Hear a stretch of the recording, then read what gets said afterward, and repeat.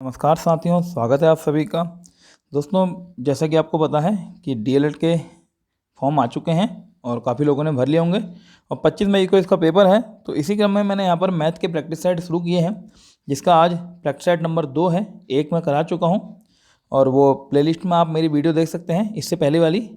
और अगर आप भी तैयारी कर रहे हैं डीएलएड की तो आप जुड़ सकते हैं मेरे साथ। सब्सक्राइब करें चैनल को, वीडियो को लाइक करें और शेयर करें, जिससे कि ज़रूरतमंद लोगों तक ये वीडियो पहुंच जाए। तो ज़्यादा देर ना करते हुए शुरू करते हैं क्लास को। क्वेश्चन नंबर 1 है, 3 अंकों की कितनी संख्या हैं जो कि 6 से पूर्णतः विभक्त होंगी। 3 अंकों की संख्याएं, देखिए 3 अंकों की संख्याएं 100 से आरंभ होती हैं और 999 तक जाती हैं। 999 तक जाती हैं। हमें किससे विभक्त चाहिए? 6 से। तो हम एक काम करेंगे, इस 999 को 6 से विभक्त करें ज़रा। अगर हम इसे 6 से विभक्त करते हैं तो 6 कम 6 बचेगा यहाँ पर 3, 9 उतारेंगे, 6 से जाएगा यहाँ पर 6 बार, 6 छंग 36, फिर से बचा 3, 39, 6 छंग 36। यानी कि कुल 166 संख्याएं ऐसी होंगी 999 तक जो कि 6 से विभाजित होंगी। ये 999 तक का मतलब क्या हुआ? 1 से लेकर 999 तक जो संख्याएं होंगी वो कितनी होंगी? 666। परंतु हमें 1 से नहीं लेनी है, हमें लेनी है 3 अंकों की जो कि 100 से ऊपर हो। तो हम देखेंगे भाई 100 से ऊपर की संख्याएं चाहिए, यानी कि 100 से नीचे की संख्याएं हमें छोड़नी पड़ेंगी। तो 100 से नीचे कितनी संख्याएं ऐसी हैं जो 6 से विभक्त हों? तो हम अगर 100 को भी डिवाइड करके देखते हैं 6 से, तो 16 छंग 96, यानी केवल 16 ही बार जाता है। तो 16 संख्याएं ऐसी होंगी जो 100 से छोटी हैं और 6 से कट रही हैं, और इन 16 को हमें नहीं लेना है। अब जो मैंने 999 को भाग किया था, 166 आया था। 166 में से हम इस 16 को अगर माइनस कर दें तो हमारे पास बचता है 150, क्योंकि 100 से नीचे की संख्याएं हमने लेनी नहीं है, हमने केवल लेनी है संख्याएं कौन सी? जो 3 अंकों की हो। तो 100 से नीचे की संख्याएं हमने 16 संख्याएं छोड़ दी, तो टोटल हमारे पास 166 माइनस 16 यानी कि 150।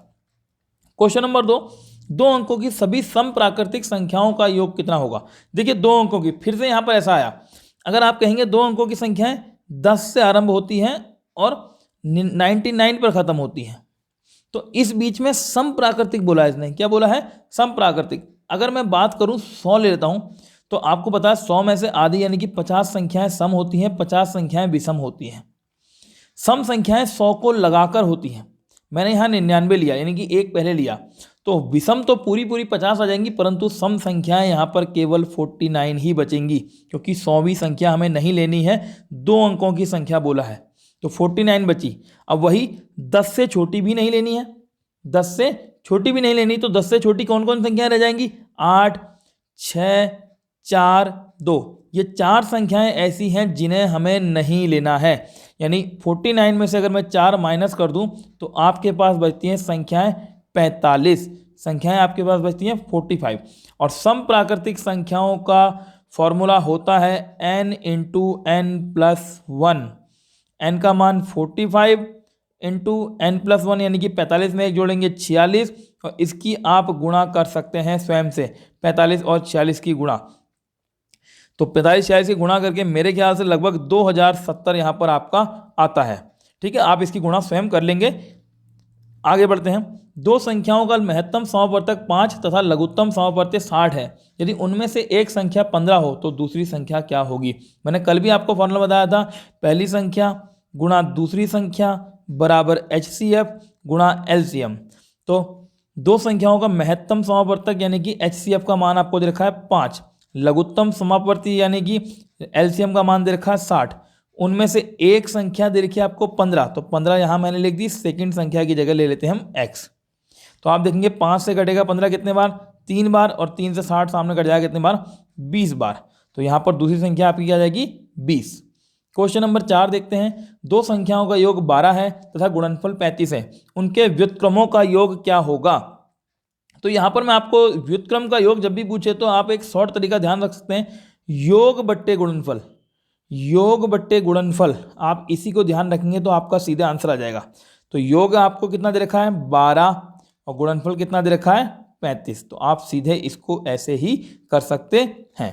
तो योग बट्टे गुणनफल ये किसके लिए काम आएगा? ये जब भी व्युत्क्रमों का योग पूछा होगा तब आपका काम आएगा। क्वेश्चन नंबर 5, 2 अंकों की एक संख्या में से 63 घटाने पर उस संख्या के अंक पलट जाते हैं, संख्या ज्ञात कीजिए। भाई आपको 2 अंकों की संख्या दे रखी है, यहाँ सारे ऑप्शन में 2 अंकों की संख्या है, आपको घटाना क्या है, 63 घटाना है और अंक पलटने हैं। अब मुझे ये बताइए, क्या इस 57 में से 63 घट सकता है? नहीं घट सकता। 63 में से 63 घटाऊंगा तो 00 हो जाएगा और इसके तो अंक पलट भी नहीं सकते। तो हमारे पास केवल 2 नंबर बचे, 73 और 81, जिसमें से हम 63 घटा के देखेंगे और किसके अंक पलट रहे हैं चेक करते हैं। पहला ऑप्शन 73 है, तो 73 में से अगर मैं 63 घटाऊं तो यहाँ पर 0 और 1 10 बचा, जबकि अंक पलटने के लिए 37 का 73, वो 73 का 37 होना आवश्यक था, तो ये तो हुआ नहीं। अब देखिए क्या 81 के अंक पलटेंगे? अगर मैं इसमें से 63 घटा लूँ तो यहाँ से लेंगे 11 में से 3 गया 8 और यहाँ बचेगा 7, 7 में 6 गया 1, देखिए 18। पहले 81 था, अब 18 हो गया, इसका मतलब अंक पलट गए, 8 1 से 1 8 हो गया। तो इस तरह से आप इसे कर सकते हैं। क्वेश्चन नंबर 6, एक संख्या में 33 सही 1/3% की वृद्धि करने पर 112 प्राप्त होता है, तो मूल संख्या क्या है? अच्छा, 33 सही 1/3 को अगर हम सॉल्व करें, इसका परसेंटेज हटा के 100 लगा के सॉल्व करें तो आपके पास आता है 1/3। तो आप कह सकते हैं 3 का 33 सही 1/3 जो होता है वो 1 होता है। इसका मतलब ये हुआ कि अगर हम 3 का 33 सही 1/3 करें यानी 1/3 करें तो कितना प्राप्त होता है? 1। 3 का 33 सही 1/3 अगर हम करते हैं तो कितना प्राप्त होता है? हमें 1 प्राप्त होता है। ये इस फॉर्मेट मैंने आपको लिख लिया।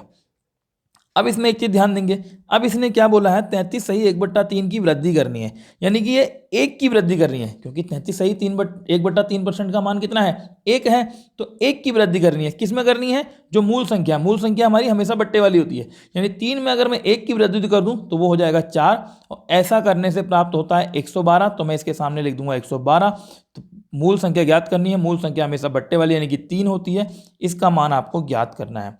4 से कट जाएगा 112 कितने बार? 28 बार कट जाएगा, और 3 की गुणा 28 में तिरछी कर देंगे, आ जाएगा 84, और ये आपका ऑप्शन नंबर तीसरा यहाँ पर है। क्वेश्चन नंबर 7 देखते हैं। एक वस्तु की कीमत में 10% की कमी हो गई, जिसके कारण उस वस्तु की बिक्री में 20% की वृद्धि हो गई, तो बताइए विक्रेता को कितना प्रतिशत लाभ अथवा हानि हुई? तो भाई देखो यहाँ पर सिंपल तरीका, जब भी 0 लगे हो ना पीछे, तो सबसे अच्छा तरीका 10% की कमी बोली है, तो 100 में अगर मैं 10% कम कर दूं बचता है 90%, 90/100 लिख दिया। और क्रमागत जब भी वृद्धि होती है गुणा करते हैं। अगला इसने बोला है 20% की वृद्धि, 20% की वृद्धि, तो वृद्धि का मतलब 100 में 20 बढ़ जाएगा, 120%, परसेंट के लिए बट्टे में 100। आपको 100 बचा लेना है बट्टे में, क्योंकि परसेंटेज के लिए चाहिए। दूसरा 100 को काटते हैं, 1 0 से 1 0 कटा, दूसरे 0 से दूसरे 0 कटा, 9 की गुणा 12 से हो रही, 12 नम्मा 108 बट्टे 100, इसका मतलब हो गया 108%। तो 100 से कितना अधिक आ रहा है? 8% अधिक आ रहा है, यानी कि 8% की वृद्धि हो रही है, तो ये ध्यान रखेंगे। क्वेश्चन नंबर 8, एक बेईमान दुकानदार अपनी वस्तुओं को क्रय मूल्य पर बेचने का दावा करता है, परंतु 1 किलोग्राम के स्थान पर 900 ग्राम के बाट का प्रयोग करता है, तो बताइए वह कितना % लाभ कमाता है? तो अब यहाँ पर देखेंगे भाई, 1 किलोग्राम दे रखा, तो पहले अगर मैं इसे बदल दूँ 1000 ग्राम में, 1000 ग्राम, और दूसरा चीज़ देखिए 900 ग्राम। अब ध्यान देंगे, देखो भाई वो बाट कौन सा प्रयोग कर रहा है? 900 ग्राम के बाट का प्रयोग कर रहा है, मतलब सामान केवल 900 ग्राम ही दे रहा है, और पैसे कितने के ले रहा है? 1000 ग्राम के। अब अगर मैं इसे रुपए में तोड़ दूं तो कह रहे हो कि 900 रुपये का सामान वो 1000 रुपये में बेच रहा है, ओरिजिनल सामान है कितने का? 900 का, यानी कि क्रय मूल्य जो उसने खरीदा 900 वाला, वो आपको बेच दिया उसने कितने का? 1000 का। तो फायदा कितना हुआ उसे? 100 का। किस पर? जितना उसने सामान ओरिजिनल दिया, ओरिजिनल सामान तो उसने 900 ही दिया ना, तो 900 बट्टे में और गुणा में 100, 2 0 कट गए, और 9 से 100 को डिवाइड करेंगे, 11 सही 1/9। इसमें लिखने का थोड़ा प्रॉब्लम है, तो इस तरह से लिखा है मैंने, 11 सही 1/9। तो ध्यान रखिए, जो जितने वाट का प्रयोग करेगा वही आपका क्रय मूल्य माना जाएगा, उसी को आप बट्टे में रखोगे। क्वेश्चन नंबर 10, एक कक्षा के 15 छात्रों की औसत आयु 20 वर्ष है, यदि अध्यापक की आयु को सम्मिलित कर लिया जाए तो औसत आयु 2 वर्ष बढ़ जाती है, तो बताइए अध्यापक की आयु कितनी है? इसके लिए एक फॉर्मूला याद रखेंगे, कोई भी संख्या गुणा औसत, औसत उसका, प्लस कोई बंदा आ रहा है तो प्लस में कर लें, जा रहा है तो माइनस में कर लें, बराबर नई संख्या कितनी हो जाती है? नई संख्या गुणा नया औसत। ये ध्यान रखें, नया औसत, ये चीज़ ध्यान रखें। तो भाई पहले कितनी संख्या थी? 15 छात्र थे, उनकी औसत आयु 20 वर्ष, तो संख्या के नीचे मैंने लिख दिया 15 और औसत में लिख दिया मैंने 20। फिर एक अध्यापक को सम्मिलित कर रहे हैं, मतलब अध्यापक बढ़ रहा है तो प्लस कर दिया मैंने, ए कर दिया। इससे क्या हो रहा है, 15 लोग तो पहले थे, एक और आ गया तो 16 लोग हो गए, यानी नई संख्या हो गई आपकी 16। और नया औसत कितना हो गया, कह रहा है औसत आयु 2 वर्ष बढ़ गई, पहले 20 थी अब 2 बढ़ गई तो कितनी हो गई 22।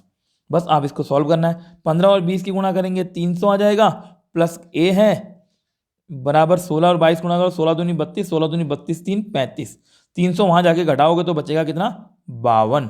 तो ये चीज आप ध्यान रखेंगे, इस फॉर्मूले से आपके क्वेश्चन हो जाएंगे, कितने भी आ रहे हैं कितने भी जा रहे हैं। इसका एक शॉर्ट तरीका भी है, पर उसकी जगह आप इसको करेंगे तो ज़्यादा बढ़िया है। फिलहाल मैं एक शॉर्ट साइड में बता देता हूँ इसको मिटा के, बाकी वीडियो है तो आप इसको रिवाइज करके देख सकते हैं, कोई दिक्कत नहीं। मैं साइड में शॉर्ट तरीका बता देता हूँ, फिर आप कहेंगे कि शॉर्ट नहीं बताया।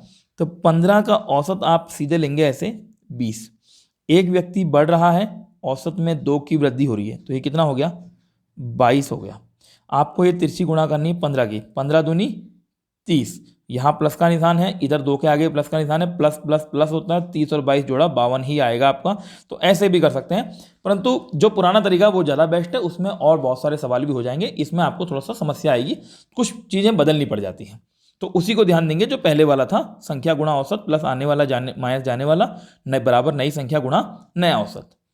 क्वेश्चन नंबर 10 है, 7 क्रमागत विषम संख्याओं का औसत 25 है, उनमें से सबसे बड़ी संख्या। देखो भाई 7 क्रमागत संख्याएं विषम, 1 2 3 4 5 6 7, और मैंने कल आपको बताया था औसत बिल्कुल बीचों बीच, तो इसका बीचों बीच नंबर यहाँ बैठ रहा है, तो यहाँ हम 25 लिख सकते हैं। अब विषम है तो इसका मतलब 2 2 छोड़ के होगी, तो अगली संख्या होगी 27, उससे अगली संख्या होगी 29, उससे अगली संख्या होगी 31। पूछा है बड़ी, अगर छोटी पूछा होता तो हम पीछे जाते, 23 21 और 19, तो यहाँ बड़ी पूछा है तो बड़ी संख्या हमारे पास आ रही है 31। इस तरह से कर लेंगे इसे। क्वेश्चन नंबर 11, एक पुत्र तथा पिता की आयु का अनुपात 5:9 है, 5 वर्ष पश्चात उनकी आयु का अनुपात 3:5 हो जाएगा, तो बताइए पुत्र तथा पिता की आयु क्रमशः कितनी है।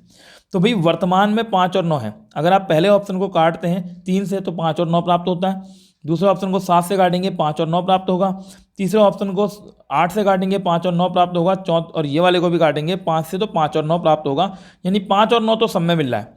अब 5 वर्ष पश्चात की बात कर रहे हैं, अगर 5 वर्ष पश्चात मैं इस 15 को बढ़ाता हूं तो ये हो जाएगा 20, और 20 आपके 3 वाले अनुपात से नहीं कटेगा, तो ये कैंसिल। दूसरा ऑप्शन है 35, 35 वाले को 5 बढ़ाता हूं तो ये हो जाएगा 40, और इसके ये भी 3 से नहीं कटेगा। तीसरा है 25, ठीक है, 25 में 5 बढ़ाता हूं तो 30, और ये 3 से कट जाएगा। अब आप देखिए, इसको 5 बढ़ाऊं तो 30, और पिता को 5 बढ़ाऊं तो 50, ठीक है। अगर मैं 0 से 0 काट दूं तो अनुपात कितना हो गया 3 और 5। तो इस तरह से आप इसको सॉल्व कर सकते हैं, और बहुत आसान क्वेश्चन होते हैं ये। अगला प्रश्न है, 500 मीटर लंबी रेलगाड़ी 200 मीटर लंबे पुल को 14 सेकंड में पार करती है, यही रेलगाड़ी 300 मीटर लंबे पुल को कितनी देर में पार करेगी। मैंने आपको बोला था किस फॉर्मेट में लिखना है, चाल गुणा समय बराबर दूरी। तो भाई चाल रेलगाड़ी की नहीं दे रखी है, हमने मान ली x, समय दे रखा है पहली बार में कितना 14 सेकंड। मैंने कहा था रेलगाड़ी की लंबाई पुल की लंबाई सब जुड़ती है, ठीक है। तो 500 मीटर की रेलगाड़ी है, 200 मीटर का पुल है, यानी कि टोटल दूरी हो गई 700। अब इसने दूसरी बार भी, भाई देखो यहाँ पर ध्यान रखना, इसने समय कितनी बार बोला है, इसने एक समय तो दिया है, दूसरी बार समय पूछा है, मतलब एक बार और हमें इसी फॉर्मेट में लिखना पड़ेगा। तो रेलगाड़ी की चाल तो यही रहेगी, इस बार समय पूछा है, और रेलगाड़ी 500 मीटर की ही है, लेकिन पुल इस बार कितने का हो गया 300 का, तो 500 300 800। यहाँ पर आपकी 2 समीकरण बन गई है, ये चीज़ का ध्यान रखना। 2 समीकरण आपकी तब बनेंगी जब 2 बार समय हो, एक बार दिया हो एक बार पूछा हो, या दोनों ही बार दिया हो तो भी आपकी 2 समीकरण बन जाती है। तो देखेंगे भाई 2 0 से 2 0 कट गए, 7 से कटेगा 7 दूनी 14, और 2 की तिरछी गुणा हो जाएगी 8 में, 8 दूनी 16, ये आ गया समय, क्योंकि x से x भी कट जाएगा, तो आपका 16 सेकंड आ जाता है। क्वेश्चन नंबर 13, एक रेलगाड़ी प्रातः 6 बजे दिल्ली से मुंबई की ओर 60 किलोमीटर प्रति घंटा की रफ्तार से चलती है, एक दूसरी रेलगाड़ी प्रातः 7 बजे दिल्ली से मुंबई की ओर ही 80 की स्पीड से चलती है, तो दूसरी रेलगाड़ी पहली रेलगाड़ी को कितने बजे पकड़ेगी। भाई पहली रेलगाड़ी चल रही है आपकी 6 बजे, और कितने की स्पीड से 60 की स्पीड से, दूसरी रेलगाड़ी चली 7 बजे, कितने की स्पीड से 80 की स्पीड से। अब आपको सबसे पहले क्या करना है, देखिए इन दोनों के बीच में 1 घंटे का गैप है, यानी पहली रेलगाड़ी 1 घंटे तक अकेले चली है, ये सबसे पहले करना है। तो भाई 60 की स्पीड से 1 घंटे तक कितनी दूरी चली होगी इसने 60 किलोमीटर। अब तो दूसरी रेलगाड़ी भी चल चुकी है, तो अब यहाँ से दूरी कम होना स्टार्ट होगी। पहली रेलगाड़ी की चाल 60 थी, दूसरे की 80, यानी इस पर कितनी एक्स्ट्रा चाल है 20। तो 20 की स्पीड से केवल इसे 60 कवर करना है। तो 20 या 60 यानी कि 3 घंटे लगेंगे। केवल कितने घंटे लगेंगे? 3 घंटे। परंतु यहाँ इसने समय पूछा है, तो भाई 3 घंटे कब से लगेंगे? जब से दोनों रेलगाड़ियाँ चल गई इकट्ठे। तो 7 बजे दूसरी रेलगाड़ी भी चल चुकी थी, तो 7 में अगर मैं 3 जोड़ूँ तो 7 3 10, ऑप्शन नंबर पहला वाला आपका सही हो जाएगा। क्वेश्चन नंबर 14, धारा की दिशा में एक नाव की चाल 16 किलोमीटर प्रति घंटा है। धारा की विपरीत दिशा में चाल जो है इनकी 4 किलोमीटर प्रति घंटा है। तो शांत जल में नाव की चाल ज्ञात कीजिए। बहुत ही सिंपल प्रश्न है। मैंने कल आपको बोला था धारा में नाव और पानी का वेग दोनों चाल जुड़ जाती है एक दिशा में और विपरीत में घटती है, जबकि जमीन पर या सड़क पर या फिर उस पर रेलगाड़ी के ट्रैक पर वहाँ पर आपकी विपरीत दिशा में चाल जुड़ेगी, एक दिशा में घटेगी। तो ये तो पानी है। तो भाई अगर नाव की चाल आपको कितनी, नाव की चाल धारा की दिशा में दे रखी है 16 और विपरीत दिशा में दे रखी है 4। अब मान लो नाव की चाल हमने मान ली A और धारा की चाल हमने मान ली B। अब अगर एक ही दिशा में जा रहे हैं तो दोनों की चाल जुड़ेगी, दोनों की चाल जुड़ के यहाँ पर इसने कितना दे रखा है 16। और अगर क्या कहते हैं विपरीत दिशा में जा रहे हैं तो दोनों की चाल घटेगी A माइनस B। देखो हमेशा नाव की चाल ज़्यादा होती है, वरना धारा की चाल अगर ज़्यादा हुई तो नाव तो बह जाएगी। तो ध्यान रखना, तो A माइनस बी कितना आ जाएगा आपका 4। तो ध्यान रखेंगे ये B से B कट जाएगा, 16 और 4 हो जाएगा आपका 20। A और A 2A, और अगर A 2 से हम इसे काटें तो कितना बचता है 10, यानी A क्या लिया था हमने नाव की चाल, तो आपके आगे 10 किलोमीटर प्रति घंटा। ये सिंपल मेथड से, कुछ इसमें ज़्यादा नहीं सोचना है। क्वेश्चन नंबर 15, 20 व्यक्ति 10 दिन में 45 मीटर लंबी दीवार बना सकते हैं। तो 25 व्यक्ति इस दीवार को, देखो यहाँ पर इस दीवार बोला, दोबारा 45 नहीं बोला, तो 45 हमें खुद समझ के चलना है कि 45 मीटर ही बनानी है। बनाने में कितने दिन लेंगे? तो भाई व्यक्ति और दिन की आपस में गुणा करते हैं, ध्यान रखना, क्योंकि ये एक दूसरे के उल्टे होते हैं, व्युत्क्रमानुपाती। जैसे A का व्युत्क्रमानुपाती अगर B है तो हम इसे ऐसे लिखते थे, और इनकी देखो तिरछे में आपस में क्या हो जाएगी? गुणा हो जाएगी। तो ध्यान रखना है, जो व्युत्क्रमानुपाती होता है उनकी गुणा होती है। तो दिन और व्यक्ति की गुणा होगी, बराबर कितनी दीवार बना रहे हैं? 45 मीटर की। अब इन्हें यही 45 मीटर की दीवार बनानी है, परंतु व्यक्ति इस बार कितने हो गए? 25। तो जाहिर सी बात है यहाँ पर दिन क्या कहते हैं आपके थोड़े अंतर आ जाएगा, कम हो जाएंगे। 45 से 45 कट गया एक बार, एक को गुणा करो भाग करो फर्क नहीं पड़ता। अब अगर मैं यहाँ पर काटूँ 5 से 5 पंजे 25, 5 चक्को 20, और नीचे 5 से 5 दूनी 10 और कट जाएगा, और ऊपर बचा है 4 और 2, और 4 और 2 की गुणा होकर हो जाएगा 8 दिन। क्वेश्चन नंबर 16, यदि A किसी काम को 15 दिन में कर सकता है, मैं सीधे हैंड टू हैंड लिखता हूँ, A कर रहा है 15 दिन में, A और B मिलकर उस काम को 10 दिन में कर रहे हैं, A प्लस B मिलकर उस काम को 10 दिन में कर रहे हैं, तो B अकेला कितने में करेगा? मैंने कहा था सबसे पहले एलसीएम लेंगे, 15 और 10 का एलसीएम 30, इससे डिवाइड करेंगे 15 से 30 को तो 2 बचेगा, ये A की क्षमता आती है, और 10 से 30 को डिवाइड करेंगे 3 बचेगा, ये दोनों की मिला के क्षमता आती है। तो A की क्षमता 2 है, दोनों की मिला के क्षमता कितनी है? 3। आपसे पूछा है B अकेला, तो भाई B कैसे निकलेगा? B की क्षमता क्या, जब A की अकेले अकेले 2 है, दोनों को मिला के 3 है, तो B की अकेले कितनी बची? एक ही तो बची, घटा दीजिए 2 को 3 में से। तो इस एक की क्षमता से 30 काम को ये पूरे 30 ही दिन लगाएगा। ठीक है। क्वेश्चन नंबर 17, एक नल एक टंकी को 12 घंटे में भर सकता है, दूसरा नल उस टंकी को 10 घंटे में भर सकता है। दोनों नल एक साथ खोल दिए जाते हैं तथा 3 घंटे बाद पहला नल बंद कर दिया जाता है, तो टंकी के शेष भाग को दूसरा नल कितनी देर में भरेगा?